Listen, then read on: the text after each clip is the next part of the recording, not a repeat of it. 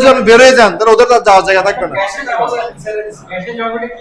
এখন এখন আবার নিয়োগ হবে না, এখন এরকম অনেকে জামাই বউকে নিয়োগ দিবে না, যারা আসবে তারা তো তাদের পক্ষে লোককে নিয়োগ দিবে। আবার 10 বছর পর যদি আওয়ামী লীগ এসে বলে যে আপনারা সবাই বেরোয় যান, তাদের আপনি কি অবস্থা? শুধু তাল গাছ আপনার হইলে হবে না, তাল গাছ সবার হইতে হবে। আপনি শুধু তাল গাছ আপনার ভাবতেছেন, তাল গাছ শুধু নিজের ভাবে না, তাল গাছ তো সবার।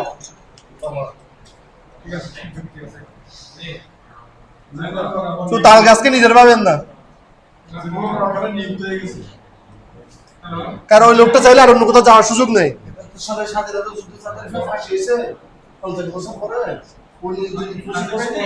আচ্ছা বাদ দেন, আমরা ক্লাসে মনোযোগ দিই।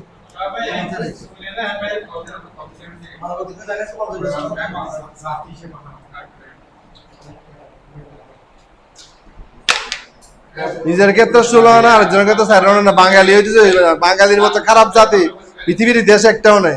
আমরা হচ্ছে পৃথিবীর সবচেয়ে খারাপ মানুষ, খারাপ জাতি। আমরা নিজের জন্য সবাই আইন বানাই নিব।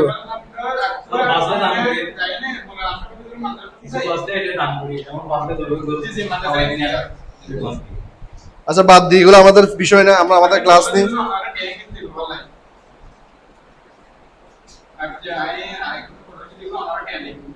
আল্লাহ ভরসা, বিসমিল্লাহ।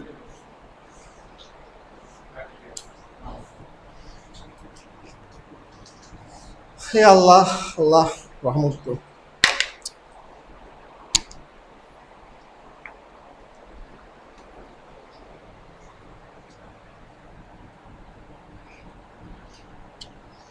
আমরা যে মডিউলটা শুরু করতে যাচ্ছি, বিসমিল্লাহির রহমানির রহিম, এটার নাম হচ্ছে রুমিন্যান্ট অ্যানিমাল প্রোডাকশন।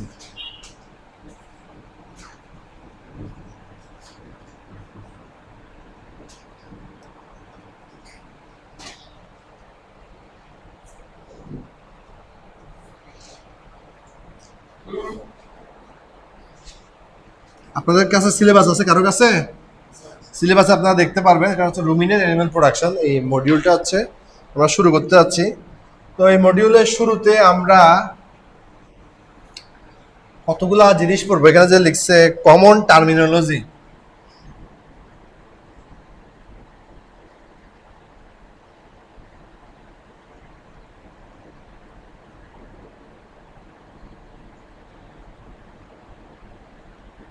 টার্মিনোলজি শব্দের অর্থ হচ্ছে টার্ম, মানে প্রত্যেকটা সায়েন্সের বিষয়ে কতগুলা টার্ম থাকে যেগুলোকে আমরা বিভিন্ন টার্মিনোলজি বলে থাকি, যেগুলো দিয়ে হচ্ছে তার ওই জিনিসগুলোকে এক্সপ্লেন করা হয়। তো আমরা এখানে কিছু টার্মিনোলজি পড়ব, যেমন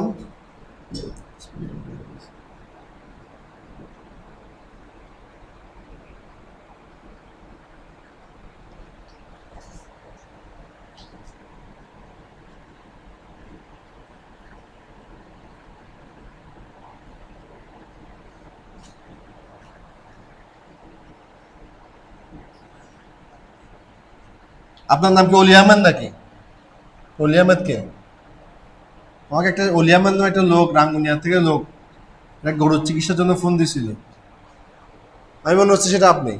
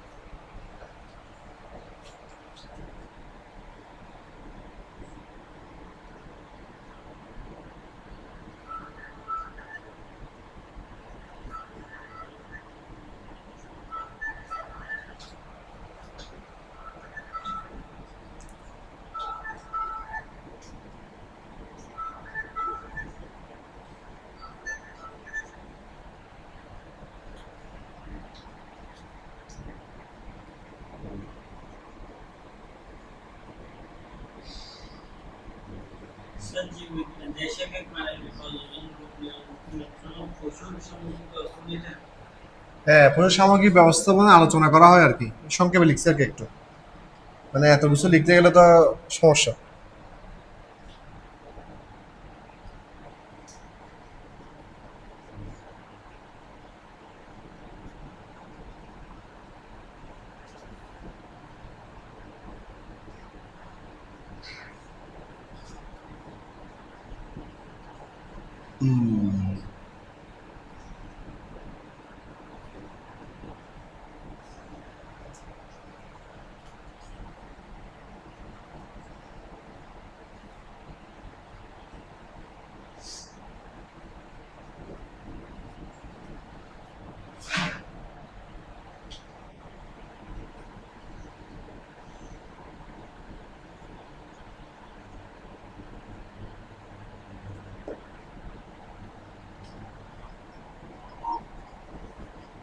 আপনাদের এখানে কারো কাছে গরুর খামার আছে? কার কাছে আছে? কতগুলো গরু আছে? কি দেশি গরু না ফার্মের গরু? আপনার বাসা কোন জায়গায়? চকরিয়া কারখানা? আচ্ছা। হ্যাঁ, আচ্ছা। এটা কি মানে ওই হাড়বাংটা বা ওদিকে নাকি ওই পাশে? ব্রিজের পরে মেইন ব্রিজটা চকরিয়া মানে যেটা নিউ মার্কেট। আচ্ছা, ওই দিক দিয়ে চকরিয়া তো অনেক বড় রে ভাই, 18টা ইউনিয়ন।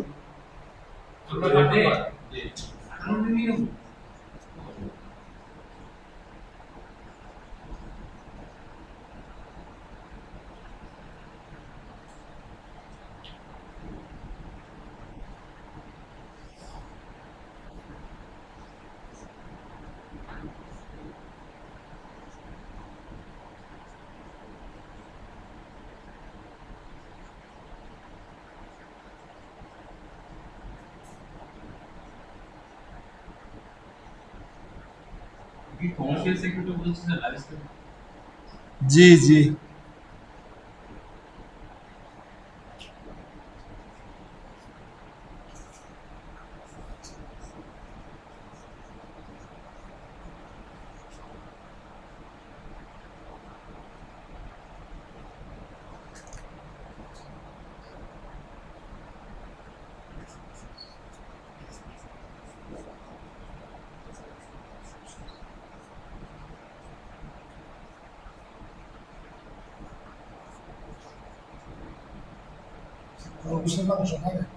খাইতো। আমি আমার নিজের একবার টেস্ট করার সুযোগ হয়েছিল। তা খ্রিস্টানরা খায়। আমাদের ময়মনসিংহ মুক্তাগাছাতে খরগোশের খামার আছে। খেতে মুরগির মাংসের মতো। তো আমাদের হুজুর মসজিদে, আমি স্টুডেন্ট থাকতে আমাদের ইমাম সাহেবকে ফতোয়া দিয়েছিল যে খরগোশের মাংস খাওয়া যাবে। ফতোয়া দেওয়ার পর আমরা খাইছি। তা আমাদের একটা প্রোগ্রাম হয়েছে যে কেমনে মানে মুরগির বদলে খরগোশের এটা করা যায় কিনা। তা এখন আমাদের ওখানে আবার প্রোগ্রামের পরে আমাদের স্যার হুজুরকে নিয়ে আসছে, ইমাম সাহেবকে নিয়ে আসছে। তো ইমাম সাহেব ফতোয়া দিচ্ছে যেহেতু খরগোশ উল্টা জিনিস খায় না, খাওয়া যাবে, এটা আমরা খাইছি। মুরগির মাংসের মধ্যে মনে হয়েছে, স্পেশাল কোনো মনে হয় এটা হচ্ছে ভেজিটেরিয়ান, তেমন কিছু তো খাই না, ভেজিটেরিয়ান। গাজর মাজর খায় আর কি, গাজর টাজর এগুলোই তো খায়, তবে ওটা কিছু খায় না, পোকা মাকড় তো খায় না, কিছু খায় না, শাকসবজি খায়। ওদের ওই মানে খায়, আমরা খাই, এটা অনেকে খায়, এটা বাইরে খায়। আরে হাতে কাজাকিস্তানে তো গোড়া খায়। বাংলাদেশে কিছুদিন গোড়ার মাংস বিক্রি হয়েছিল, জানেন তো, 300 টাকা কেজি। কক্সবাজারে যেগুলো গরু গোড়া যেগুলো অকেজ হয়ে যায়, এগুলো জবাই করে হয়তো গরু হিসেবে খাওয়াই দেয়। ভাই আপনারা চিন্তা করেন যে আমরা যে, আমি ওই দিন একটা গরু চিকিৎসা করতে গেছিলাম রাতের বেলা। তো একটা গরু, ওরা একটা গরু যাইতে যেতে মানে আমি যেতে যেতে এটা জবাই করে দিছি। আরেকটা গরু আমি চিকিৎসা করছি, যেটা জবাই করে দিচ্ছি আমি মানে স্যার গরু তো বেশি খারাপ লাগছে, জবাই করে ভাগাভাগি চলতেছে, লোকজন আসতেছে, হোটেলের মালিক টালিক আসতেছে। ওই গরুটা হচ্ছে তার মানে মাথা ফেলে দিচ্ছে, হোটেলের মালিক এগুলো কি করে কিনে কিনে ফ্রিজে ভরে ফেলে, বুঝছেন। এখন আমি যে দেখতেছি বাকযোগ চলতেছে, আমি তো আরেকটা গরুটা চিকিৎসা দিলাম।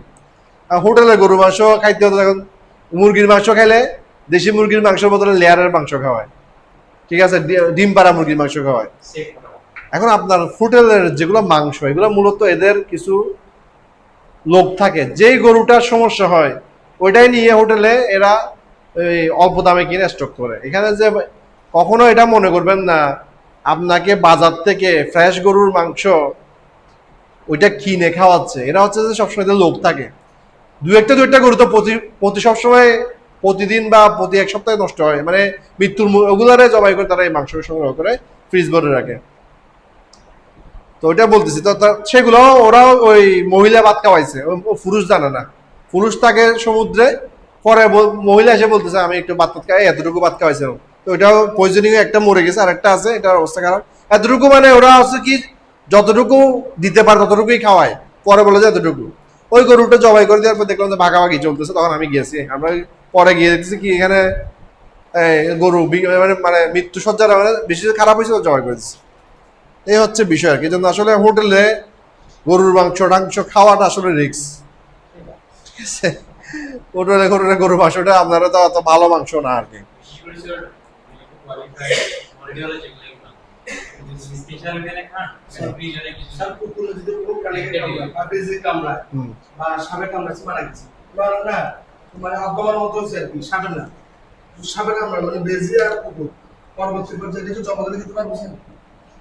বেজিয়া সাপে কামড়াইলে, কুকুর কামড়াইলে খাওয়া যাবে না, কিন্তু আমি একটা কাহিনী বলছিলাম না আপনাদেরকে, হাটাজারির বলছিলাম না, বলছিলাম তো কুকুরে কামড়ানোর পরে গরুর থেকে র্যাবিস চলে আসছে, জলাতঙ্ক। আমি গিয়ে বলছি র্যাবিস খাইও না, ওরা পরে সবাই মিলে এটা খাই মেজবান দিছে ওই জায়গায়। সবাই বলছে স্যার সিদ্ধ করলে তো সমস্যা নেই, বলছে স্যার আমরা সবাই মিলে খাই ফেলছি, সিদ্ধ করে বলছে স্যার আমরা সবাই খাইছি স্যার। আমি বলছি আপনি খাইয়েন না, যেহেতু এটা খাওয়া ঠিক না।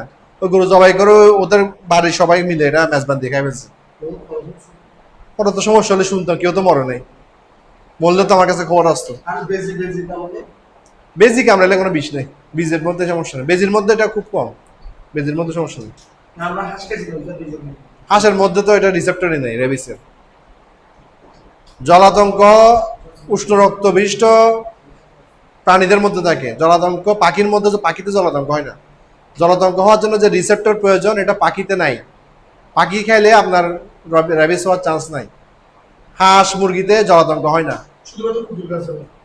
কুকুর যদি গরুকে জলাতঙ্ক হাঁস মুরগিতে হয় না। কুকুর যদি হাঁস মুরগিকে কামড়ায়, হাঁস মুরগির জলাতঙ্ক হয় না, কারণ মানুষ উষ্ণ রক্তবিষ্ট বা প্রাণী জাতীয় হয়, গরু এবং হাঁস মুরগিতে র্যাবিস হয় না।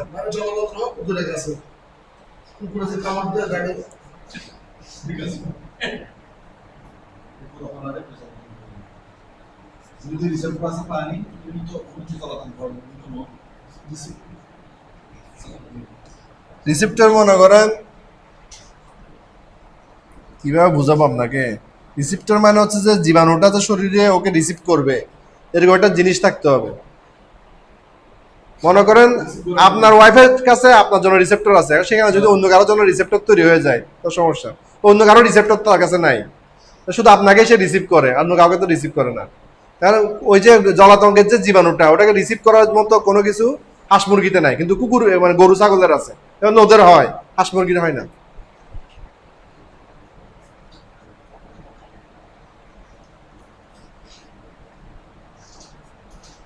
এজন্য হাঁস মুরগিকে যদি কুকুর কামড়ায় ওটা আপনাকে ইজিলি খেতে পারবেন, কারণ হাঁস মুরগির জলাতঙ্ক হয় না।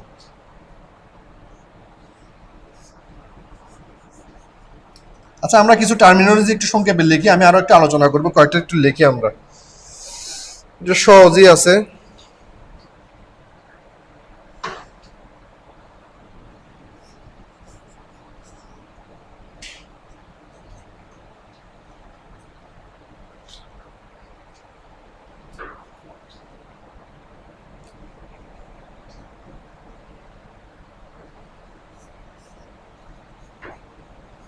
এগুলো ইংরেজিটা আমার কি মানে কিছু কিছু ইংরেজি জিনিস আমরা একটু বাংলায় লিখে রাখতেছি, আরো কিছু আমি আলোচনা করে দিব।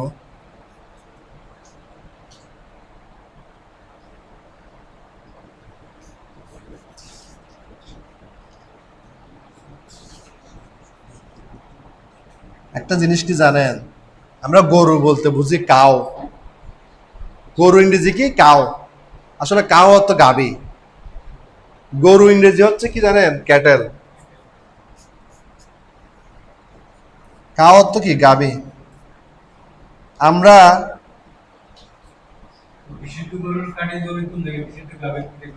হ্যাঁ গরুর বিশুদ্ধ দুধ, গাভীর বিশুদ্ধ দুধ আর কি, বিশুদ্ধ গাভীর দুধ হয় না, বিশুদ্ধ গাভীতে হয় না, গাভীর বিশুদ্ধ দুধ হয়, ঠিক আছে না?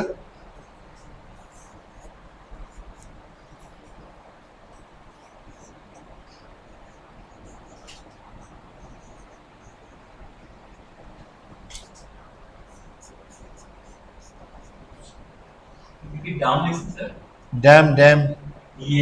হুম।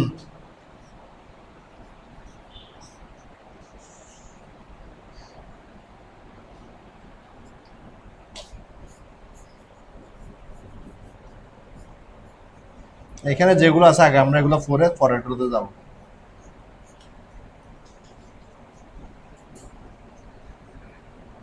এগুলো আগে পড়ি, একসাথে এত কিছু লিখতে মাথা কাজ করবে না। আচ্ছা, এখানে আমরা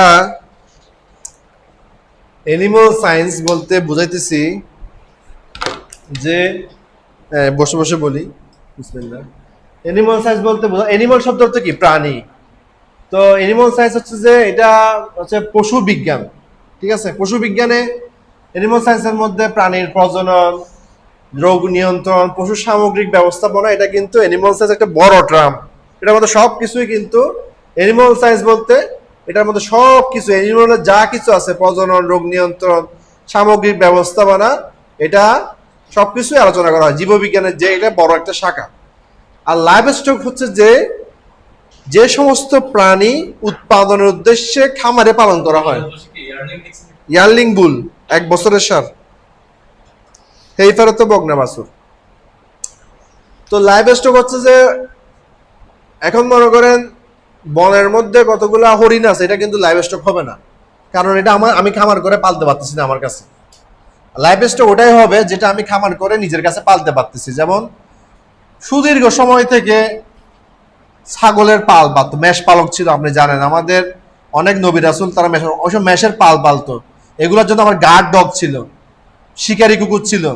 তো এই লাইভ স্টক হচ্ছে যেগুলো হচ্ছে আমরা নিজেদের কাছে রেখে মাংস এবং দুধ উৎপাদন করতে পারবো। হ্যাঁ, কোনটা? হেইফার, হেইফার, হেইফার বকনা বাছুর, HEIFER। তো এটা আমরা হচ্ছে যেগুলো নিজেদের কাছে রেখে পালন করতে পারবো এবং যেগুলো থেকে আমরা আমাদের পোষ মানবে এবং আমাদেরকে দুধ এবং মাংস দিবে, সেগুলো হচ্ছে লাইভ স্টক। এখন লাইভ স্টকের মধ্যে মনে করেন 2 ধরনের লাইভ স্টক আছে, যেগুলো ম্যাক্রো লাইভ স্টক হচ্ছে যে বড় লাইভ স্টক হচ্ছে গরু, মহিষ, ভেড়া। মাইক্রো লাইভ স্টক হচ্ছে খরগোশ, গিনিপিগ। অনেক দেশে এগুলো খায়। খরগোশ তো আমি আপনাদেরকে পড়াইছি। জি, খরগোশ, গিনিপিগ। আরো মনে করেন আরো কি বলতে পারেন মাইক্রো লাইভ স্টকের মধ্যে, আর আমার তেমন একটা মনে পড়তেছে না এই মুহূর্তে। আর মনে এখন আসলে ফুড হ্যাবিট কিন্তু কন্টিনেন্টে ডিফারেন্ট। অনেক কন্টিনেন্টে অনেক কিছুই খায়, এখন যেটা আমার এখানে প্রচলিত না, আমরা কমই খাই। কিন্তু এগুলো আবার কিন্তু র্যাবিট কিন্তু ইউরোপে খায়, ওরা কিন্তু ওগুলো খায়। এখন ফুড হ্যাবিটটা আসলে ডিপেন্ড করে, এটা আসলে এলাকাতে। যেমন আমার ম্যাক্রোলাইভের মধ্যে আমরা কিন্তু ঘোড়া খাই না, কিন্তু তাজিকিস্তান এখানে কিন্তু ঘোড়া খায়। ঘোড়ার মাংস খুব পপুলার। হ্যাঁ, তো এখন এটা হচ্ছে যে এটা ডিপেন্ড করে, এটা ম্যাক্রোলাইভের খরগোশটা বেশি করে আর কি, চলে আর কি। খরগোশের মাংসটা অনেক জায়গায় খাওয়া হয়ে থাকে। মুরগি হচ্ছে পোল্ট্রি, এগুলো পোল্ট্রি, এগুলো হচ্ছে পোল্ট্রি। মুরগিটা হচ্ছে পোল্ট্রির মধ্যে পড়ে। এটা লাইভ স্টকের মধ্যে পড়ে না। লাইভ স্টক এন্ড পোল্ট্রি, পাখি হচ্ছে সব পোল্ট্রির মধ্যে। পোল্ট্রির মধ্যে 12টা স্পিসিস আছে। যেমন লাইভ স্টকের মধ্যে কাউন্ট করবো না, লাইভ স্টক এন্ড পোল্ট্রি আলাদা দুইটা আছে। লাইভ স্টকের মধ্যে শুধু গরু, ছাগল, মহিষ, ভেড়া এগুলা লাইভ স্টক। আর পোল্ট্রির মধ্যে হচ্ছে যে হাঁস, মুরগি, কোয়েল, তিতির, তারপর হচ্ছে যে আপনার রাজহাঁস, তারপর হচ্ছে যে আপনার আছে কবুতর আছে, টার্কি আছে। না, যেগুলো বাংলাদেশ সবগুলো না, যেগুলা আপনি অর্থনৈতিকভাবে পালন করে লাভবান হবেন সেগুলো হচ্ছে পোল্ট্রি। এর মধ্যে কিন্তু তিতিরও আছে, টার্কি আছে, রাজহাঁস আছে, কোয়েল আছে, মুরগি আছে, চীনা হাঁস আছে, কবুতর আছে। আমার ছেলের জন্য আমি এখন কোয়েলের ডিম আনতেছি, কারণ কোয়েলের ডিমটা সাইজে ছোট, তো ছোট বাচ্চা ওদের জন্য ওটা ওই যে ইয়াতে পাওয়া যাবে, ওটা খাইলে ওদের মানে ওইটা বড় ডিমটা খেলে অ্যালার্জির সমস্যা হয়। কোয়েলের ডিমের মধ্যে একটা অ্যালার্জির পরিমাণটাও কম, আল্লাহর মধ্যে এখন পর্যন্ত ভালো আছে। ওর ডাক্তার ডিম খেতে মানা করছে, কারণ ডিম না খেলে তো বাচ্চার পুষ্টি হয় না। আমি কি করছি, বদার থেকে কোয়েলের ডিম নিয়ে গেছি। 80 টাকা দিয়ে 20 পিস পাওয়া যায়, পার পিস 4 টাকা করে। তো ওকে একটা বিকেলে দিই, ছোট সাইজ তো একটা ওর জন্য অ্যাডজাস্ট হয়, একটা করে দিই। তো ওই যেটা আপনি নিজের অন্তর্ভুক্ত করে পালতে পারবেন এবং যেখান থেকে মাংস এবং ডিম আপনি লাভ করতে পারবেন, অর্থনৈতিক বা লাভবান। এখন চড়ুই পাখি কিন্তু পোল্ট্রি হবে না। চড়ুই পাখি আপনি মাংসও খান না, টিয়া পাখি পোল্ট্রি হবে না, টিয়া পাখির মাংস আপনি খেতে পারেন না। যেটার মাংস এবং ডিম খেতে পারবেন এবং ওইটা পালন করে আপনি অর্থনৈতিকভাবে লাভবান হতে পারবেন, ওইটাই হবে শুধুমাত্র পোল্ট্রি। চড়ুই পাখি পোল্ট্রি হবে না। হ্যাঁ, কমার্শিয়াল যেটা সার্ভাইভাল ভায়াবল এবং যেটা আপনার ঘরের মধ্যে রেখে আপনি পালতে পারবেন, ঠিক আছে, এটা হচ্ছে পোল্ট্রি। উট পাখি পোল্ট্রি, আপনার উট পাখি কিন্তু পোল্ট্রি জানেন তো, বাইরে কিন্তু উট পাখির বড়, একটা উট পাখির ডিম হয় 1 কেজি। ওই ডিমটা, একটা ডিম দিয়ে একটা ফ্যামিলি পুরোটা খেতে পারবে, অনেক 12টা মুরগি ডিমের সমান। উট পাখি মাংস খাইতো আপনি জানেন না? আপনারা একটা দেখবেন, আমি আপনাদেরকে একটা লিঙ্ক দিই, ইন্টারেস্টিং ভিডিও দেখবেন। আমি ইউটিউবে এটা নোয়েল ফার্ম, এটা দিয়ে সার্চ দিবেন, এখানে দেখবেন যে মানুষের কত ধরনের ভাই খাওয়ার কত ইন্ডাস্ট্রি আছে। মানে নোয়েল ফার্মে যদি যান, হরিণের খামার, খামার বলতে ইন্ডাস্ট্রি ভাই। মনে করেন এখানে ওদের কাছে 4-5 হাজার হরিণ আছে বা 4-5 হাজার শিয়াল আছে, সব এগুলো মাংস প্রসেস করে ওরা ওখানে পালনতে একটা ইয়ার মধ্যে, এবং কি বিড়ালের, সরি ইঁদুরের পর্যন্ত আছে, অনেক কিছু আছে এরকম। আপনার হচ্ছে পাখিরা আছে, এবং অনেকগুলা মাংস এরা খায় যেগুলো আমরা মুসলিমরা খাই না। নোয়েল ফার্ম দিয়ে সার্চ দিলে শুধু দেখবেন যে ওদের একদম মানে জিরো ডে থেকে, মানে একদিন থেকে বড় পর্যন্ত র্যাবিটের খামার আছে, বড় বড় র্যাবিটের বড় খামার আছে। র্যাবিটের মাংস, র্যাবিট ছোট থেকে বড় করা পর্যন্ত, দুধ খাওয়ানো পর্যন্ত শুরু করে একদম মাংস বিক্রি পর্যন্ত। শুধু বিক্রি না, মাংসটাকে এরকম ইয়ার মধ্যে প্রসেস করে কেটে পিস পিস করে প্যাকেট করে মানুষের ভোক্তার দ্বারবান্ধে বসে যাবে পর্যন্ত এরকম আছে। আমাদের এখানে একটা বেঙ্গল মিট আছে না, ওদের এখানে এরকম শত শত আছে। নোয়েল ফার্ম যদি আপনি দেখেন, আপনি যদি আজকে ইউটিউবে দেখেন নোয়েল ফার্মে, দেখবেন যেখানে শত শত ভিডিও আছে, যেখানে একদম কমার্শিয়ালি হাজার হাজার এরকম ইয়ার খামার করে। চায়নাতে খামারগুলো বেশি। আমরা শুধু জানি যে মানে হাঁস মুরগি এগুলোর খামার, এর বাইরে যে কত কিছুর খামার মানুষ করে, এখানে গেলে আপনি বুঝতে পারবেন। খাচ্ছে খাচ্ছে ক্যাঙ্গারু খায়, কুমির খাচ্ছে না, এটা বলতেছি। স্নেক খাচ্ছে, স্নেকের চাষ দেখতে পারবেন, দেখতে পারবেন স্নেকেরও চাষ করে। সো এখন তো বলতে পারবেন না যে এখন ওরা কেন খায়। এবং আমি জিজ্ঞেস করছি পার্সোনালি, এগুলো খাওয়ার সময় কিন্তু আসলে স্নেক যারা খায় খুব বেশি টেস্ট ডিফারেন্ট না, মানে টেস্টটা কিন্তু মিটের মধ্যে, মানে মাংসই। আপনি অবাক হবেন, মানুষের মাংস বিক্রি হয়, মানুষের মাংস নাকি খুব মজা, মানুষের মাংস নাকি খুব মজা, মানুষের মাংস নাকি অনেক জায়গায় বিক্রি হয়, মানুষের মাংস নাকি অনেক মজা। চাইনাতে মানুষের মাংসও পাওয়া যায়, মানুষের মাংস নাকি অনেক টেস্ট। আমি জানি না, আমি তো কোনোদিন মাংস খাই না, শুনছি, পড়ছি, দেখছি, ভিডিওতে দেখছি, ইউটিউবে দেখছি। হ্যাঁ আছে, এগুলো ব্ল্যাক মার্কেটে বিক্রি হয়। এগুলোর বাইরে তো ওইখানে অনেক মার্কেট আছে যেখানে হচ্ছে বন্য প্রাণী পাওয়া যায়। এই যে করোনা ছড়াইছে প্যাঙ্গোলিন নামে একটা প্রাণী থেকে, বুশমিট বলে এটাকে, কি জানেন? বুশমিট হচ্ছে বন্য প্রাণীর মাংস, এটা হলো বুশমিট। পৃথিবীর একটা মানুষের ব্যাপক আগ্রহ এইসব প্রাণী খাওয়ার, বুশমিট খাওয়ার, বন্য প্রাণী খাওয়ার, বিভিন্ন ধরনের প্রাণী খায়। হ্যাঁ, গয়াল তো স্বাভাবিক, গয়াল কেন, এখানে তো যা পাইতেছে সব খাই, নীল গাই যা সব খাই ফেলতেছে, খায় তো প্রাণী বিলুপ্ত করে দিচ্ছে। সমুদ্রের মধ্যে ডলফিন থেকে শুরু করে তিমি মাছ সবই তো খাই ফেলতেছে মানুষ, হাঙ্গর পর্যন্ত খাই ফেলতেছে। হ্যাঁ, প্রচুর তিমি মাছ মারে, তিমির মাংস পাওয়া যায়, হাঙ্গরের মাংস পাওয়া যায়। আপনি কি বলবেন, সবই তো খায়। খাই নাকি মানুষটা খাই ফেলতেছে বলতেছি না। মানুষ যদি মানুষের মাংস খাইতে পারে, এতে কিছু বাকি রাখে? প্রোটিন হিসেবে তেলাপোকা খাই টেস্ট করতেছে, কালকে কদিন আগে ইউটিউবে দেখলাম, তেলাপোকা এগুলো প্রোটিন হিসেবে খাইতেছে, বলতেছে এইটার মধ্যে অনেক প্রোটিন আছে, মুখে দিয়ে খাই ফেলতেছে। আমি কি বলবো? হ্যাঁ, ওপেন থাকে, ওগুলো তো খাইছেই, তাই তো খাইছেই। আচ্ছা, এখন হচ্ছে আমরা ম্যানেজমেন্টে বলতে বোঝাচ্ছি যে মূল্যবান পশু পণ্য যেগুলো আছে, যেমন হচ্ছে দুধ, মাংস, ডিম, এগুলো হচ্ছে সফলভাবে উৎপাদন করা। মনে করেন ম্যানেজমেন্ট ভালো হইলে আমার উৎপাদনটা লাভজনক হবে, ম্যানেজমেন্ট খারাপ হইলে আমার উৎপাদনটা লাভজনক হবে না।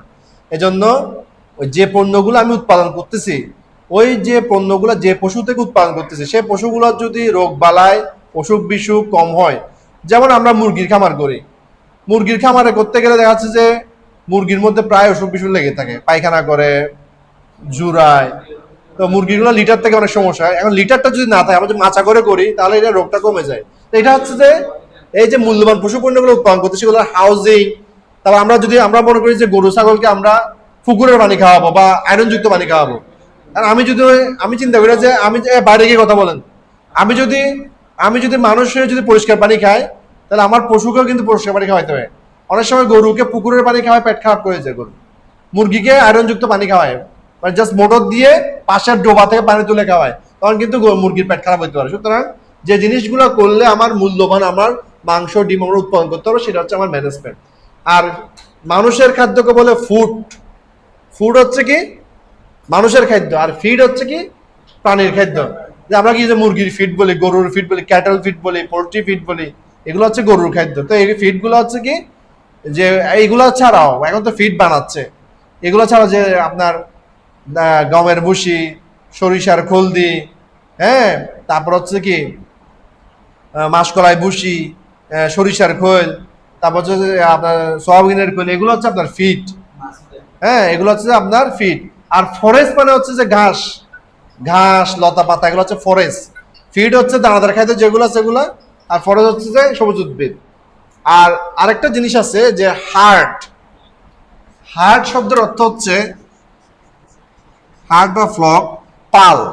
মনে করেন আমাদের দেশের মতো কিন্তু বাইরে এরকম গরু ছাগল পালে না, ওখানে যায় পালে। যদি সৌদি আরবে গরু ছাগল পাললে এরা পালে পাল, হার্ট।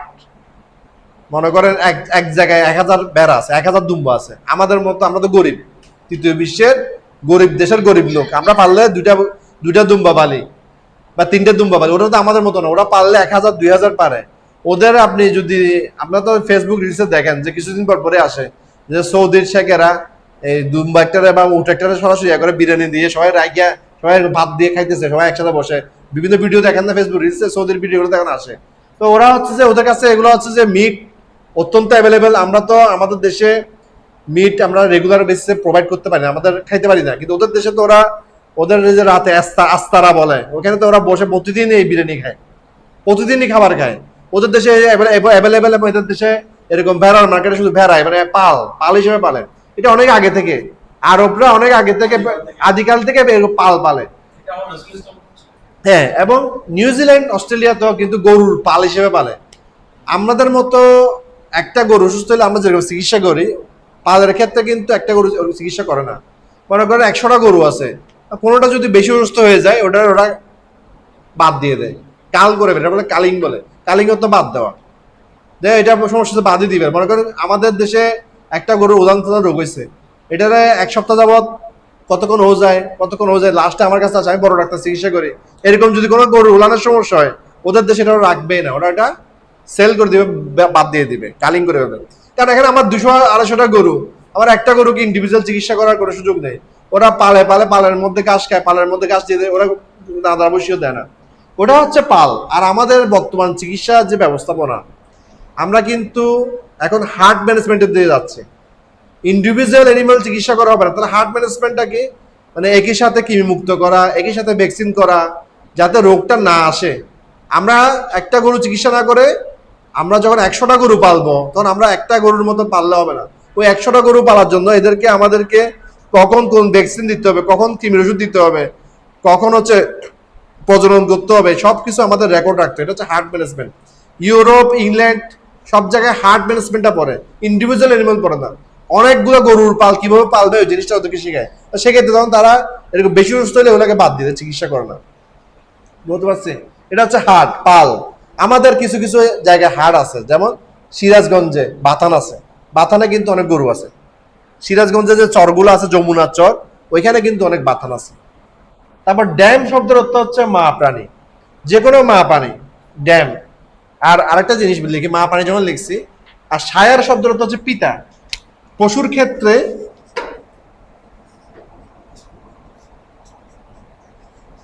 সায়ার বলতে বোঝায় পিতাকে, আর ড্যাম বলছে মা প্রাণীকে, SIRE। আর বাঘ শব্দের অর্থ হচ্ছে পাঠা। পাঠা ছাগল ছিলেন আপনারা? আর পাঠি বা সেমি ছাগল হচ্ছে ডো, মহিলা ছাগলকে বলে ডো। আর ছাগলের বাচ্চা কি বলে জানেন? কিট। কিট বলে, কিট। ছাগলের বাচ্চা বলে কিট। ছাগলের বাচ্চা বলে কিট, আর গরুর বাচ্চা কি বলে জানেন? কাফ। গরুর বাচ্চা কি বলে? কাফ। ইন্টারেস্টিংলি, হ্যাঁ কোনটা ভাই?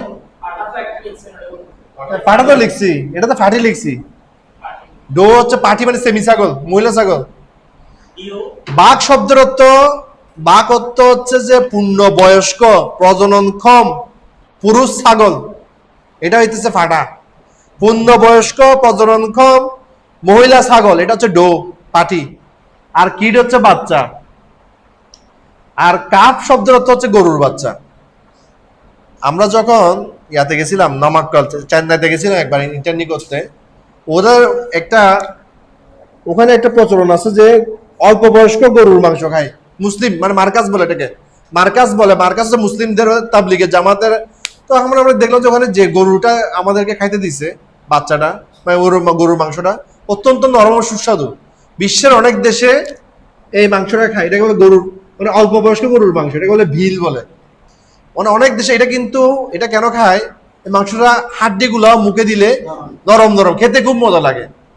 আমরাও খাইছি, যেহেতু ওদের দেশের প্রচলন আছে, আমি জানি না। আমাদের এখানে তো বলে যে 2 বছর জগ, ওরা তো খাইছে, দেখলাম আমাদের মজা লাগছে।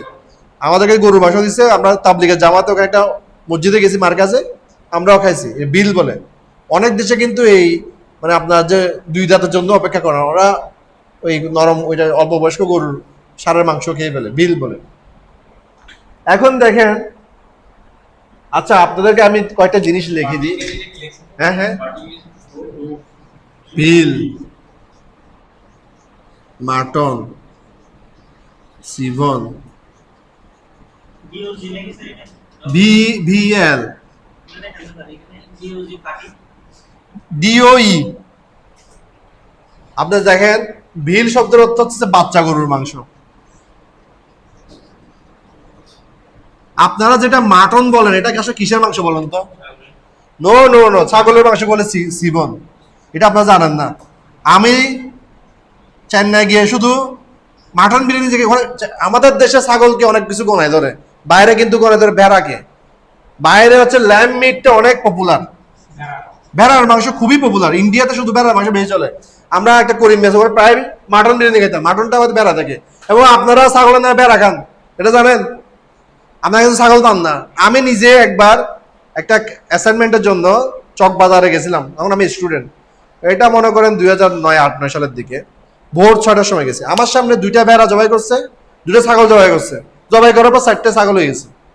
আপনারা ইন্টারেস্টিংলি, আমার বর্তমানে মহেশখালী থেকে ভেড়ার খামার আছে, প্রায় ওনার ভেড়া বিক্রি হয়, গারল ভেড়া পালে, এবং ওগুলো ছাগল হিসেবে বিক্রি হয়, দামও কম দেয় না।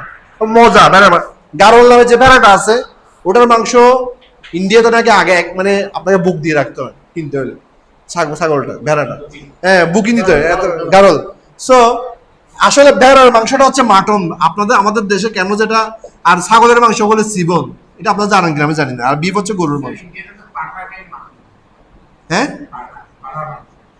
শুনেন, পাঠা বলতে, পাঠা কিন্তু নিখুঁত প্রাণী। পাঠা কিন্তু আপনার, না ওটা না, পাঠা কিন্তু মুসলমানরা খাইতে আরো আরো ভালো।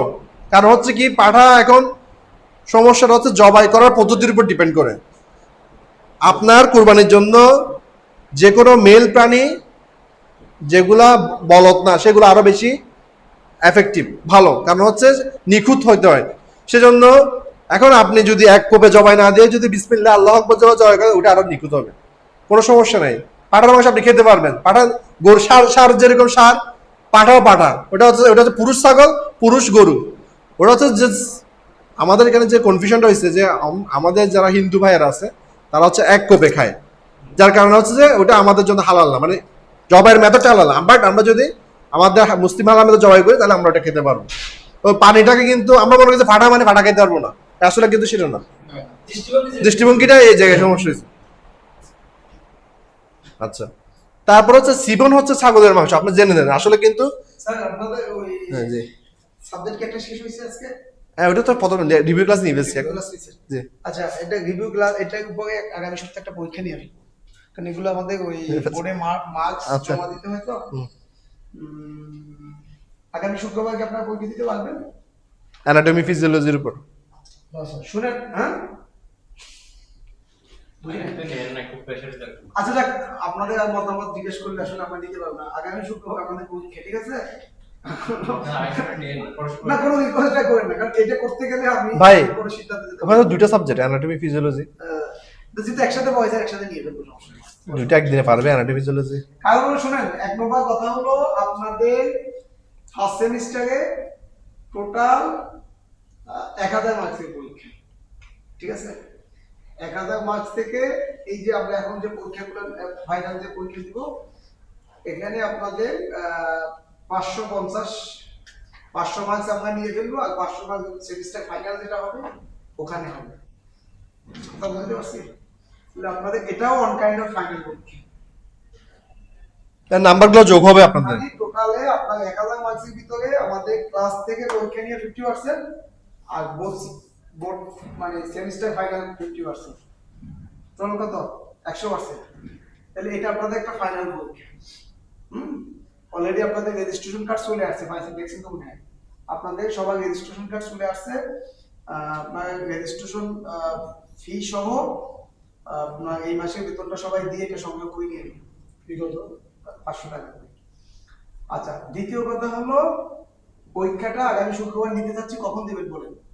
আমরা না হয় মার্কিং করতে পারবো না, যদি যেহেতু যদি আপনারা মনে করেন যদি শুক্রবার আপনাদের ক্লাস হয়, তাহলে আমরা অন্য পরীক্ষাটা 1 ঘন্টার পরীক্ষা না? না, বোর্ডে তো 3 ঘন্টা হয়, আমরা তো মিড টার্মটা তো 1 ঘন্টা আমরা হয়। মানে আমরা সেন্টার পরীক্ষা 3 ঘন্টা 3 ঘন্টা, সেটা 85 মার্কের 3 ঘন্টা নেয়। 3 ঘন্টা পাবে, বাট আমরা নিব 1 ঘন্টা করে, তাহলে এখানে 3 ঘন্টা কোনো কিছু নাই। সেটাই। 3 ঘন্টা কি লাভ নাই। আরেকদিন আছে স্যার, উপরে কি ক্লাস আছে? আমাদের সমস্যা নেই, আপনারা আসতে পারলে আমরা নিতে পারবো। কথা কথা হলো যে শনিবার দিন অনেকের চাকরি থাকে না বলছেন। এই যে এই যখনই আমি বেশ নিয়ে কথা বলবো, একজন যে 10 জনে 10 কথা বলবে, আমি সিদ্ধান্ত নিতে পারবো না। এই জন্য স্যার ভাই পরীক্ষা যেহেতু শুক্রবার একটা ক্লাস নিয়ে তারপর 1 ঘন্টা নিয়ে ক্লাস করতে পারতেছে তো। পরীক্ষাটা নিয়ে পরীক্ষা সাবজেক্ট দুইটা কিন্তু, অ্যানাটমি একটা ফিজিওলজি একটা আমাদের। আচ্ছা, অ্যানাটমি ফিজিওলজি কিন্তু আমরা পরীক্ষা নেই। কেন অনেকে বই কিনে নেয় আর আচ্ছা, এই জাতীয় এক্সকিউজ দেওয়ার দরকার নেই। ক্লাস শেষ, পরীক্ষা দিয়ে ফেলেন। এটা এখন যখন রুমিনেন্ট অ্যানিমালে ঢুকে যাবেন, তখন দেখুন ওটা বলে দিয়েছে, যা পাইছে তার মাথা থাকবে। হ্যাঁ, নিয়ে নেন পরীক্ষা। যখন আছে এটা দিয়ে ফেলেন। এটা নিয়ে আবার যদি আপনারা রিপিট করেন, যখন রুমিনেন্ট কিছুদিন যাবে বলবেন স্যার এটা তো ভুলিয়ে গেছে, কিছু নেই, ঠিক আছে? গরম গরম পরে ফেললে কিছু মনে থাকবে আর কি। এই মাথায় যা আছে সুন্দর মতো পরীক্ষা দিয়ে ফেলেন, কারণ আপনাদের মার্কিং গুলো তো আমাদেরকে পাঠাতে হবে। আপনারা পরীক্ষা না দিলে তো আপনি জিরো থাকলে আপনাদেরই লস, আমার তো লস নেই, ঠিক আছে? তাহলে কি শুক্রবার দিন তাহলে নিয়ে নিবো? আগামী শুক্রবার তাহলে আগামী শুক্রবার একটা হতে পারে, মানে প্রথম একটা পরীক্ষা হল, পরে 2টা ক্লাস হয়ে গেল। হ্যাঁ, সেটা হতে পারে। সেটা হোক না, হোক না। অ্যানাটমিটা নেন কালকে, আগামী শুক্রবার। 2টা কি আলাদা আলাদা নিব? দুটো আলাদা সাবজেক্ট তো। অ্যানাটমি ফিজিও দুটো কিন্তু আলাদা সাবজেক্ট, দুটো কিন্তু আলাদা সাবজেক্ট হলে একসাথে নিয়ে ফেলেন না, যেটা একসাথে পড়াইছেন একসাথে এত নিভেলে একসাথে নিভেলে সমস্যা নেই। আর যদি তাহলে 1 ঘন্টায় পারবে? 1 ঘন্টা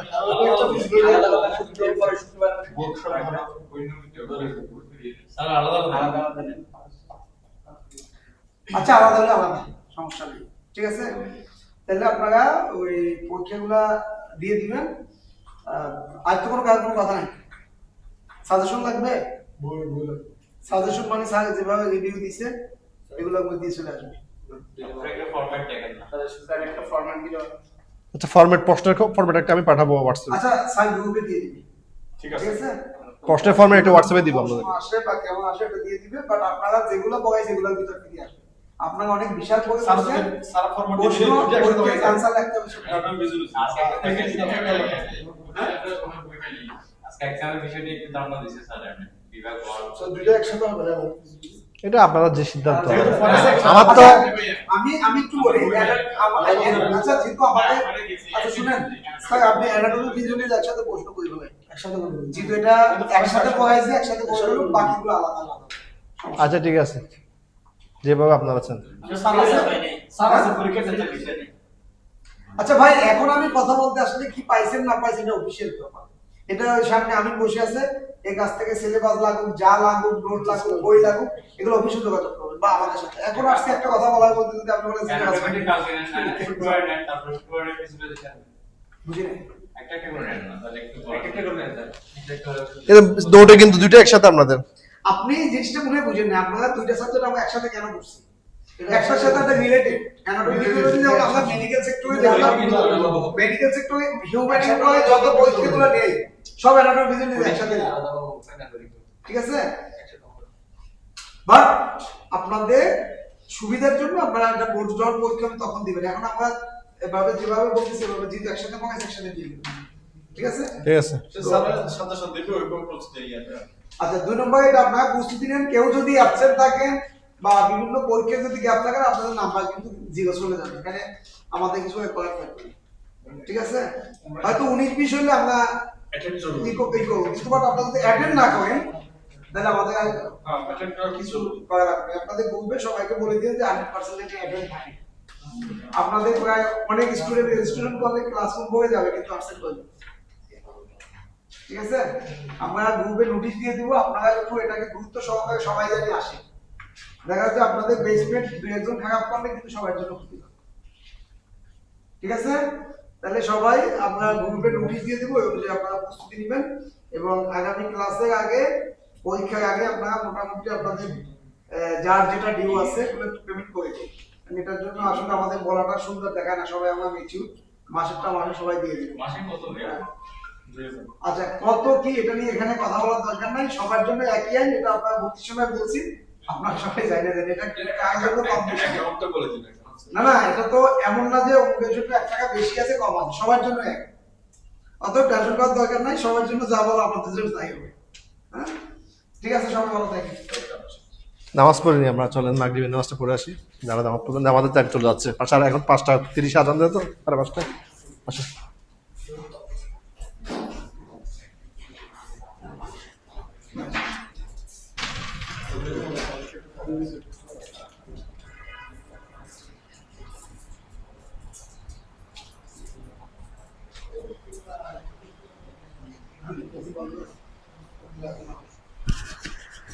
আমি দাও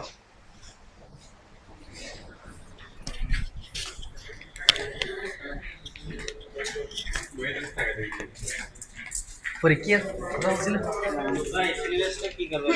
অসিলেবাস দিব আজকে ভালো না ভাই, আজকে ভালো না। আজকে আমাদের পরীক্ষা কিভাবে কি করবে বলেন?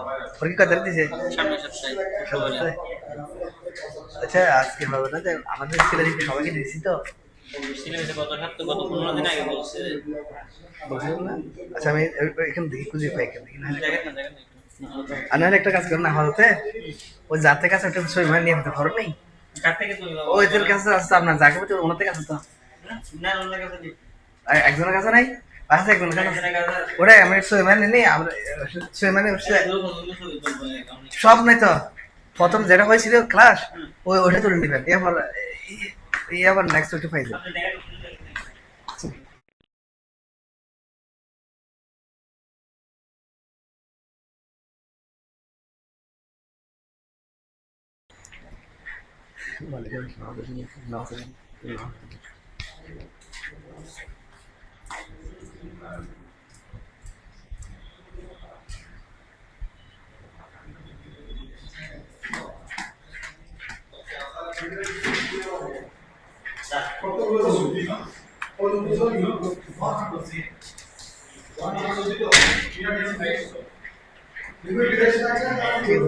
ঠিক আছে তো, ও বুঝলে পারবে। ও সকাল তো হেরে সকাল নেই দুর্গে বেলা ট্রেন হতে চাও না, রেজিস্ট্রেশন যখন করে তখন বুঝবে।